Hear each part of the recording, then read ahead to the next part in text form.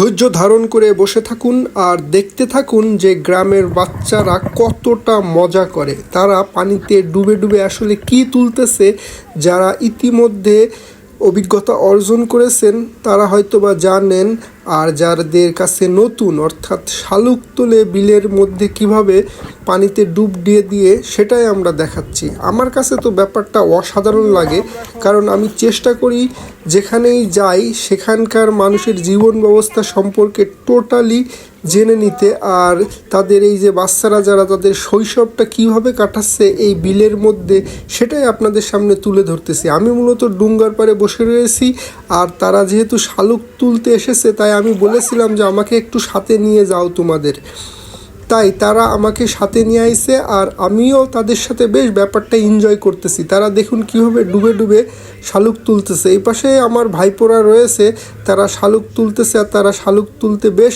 Expert. আমিও মাঝে মধ্যে তাদের সাথে মজা করতেছিলাম, আর দূরে কিছু অন্য গ্রুপও আছে তারাও শালুক তুলতেছে। তাদের কাছে আমি জিজ্ঞেস করতেছিলাম যে তারা কি শালুক তুলতেছে বা তাদের তোলা কি শেষ হয়েছে। এইভাবেই কিন্তু বিষয়টা বেশ আমি মজা করেছিলাম। মূলত এই শাপলা বিলে শাপলা যেমন হয় তেমনি শালুকও হয়, তাই বাচ্চারা বেশিরভাগ এই একা একাই কিন্তু একসাথে অনেকগুলো মানুষ এই ডুঙ্গা নিয়ে চলে আসে বিলের যেখানে শালুক বেশি পাওয়া যায় সেই অঞ্চলে।